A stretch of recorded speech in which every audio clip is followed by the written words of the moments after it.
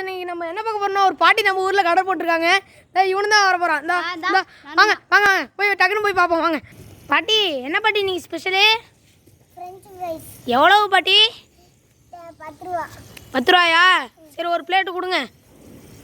எடுங்க எடுங்க டக்குன்னு எடுங்க.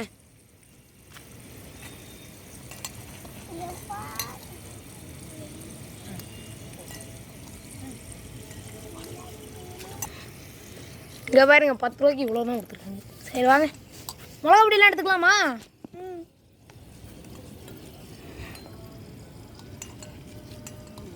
நல்லா போடு நல்லா போடு.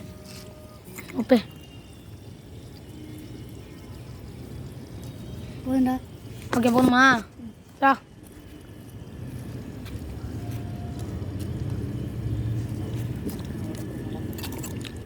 வேற லெவலில் இருக்கு.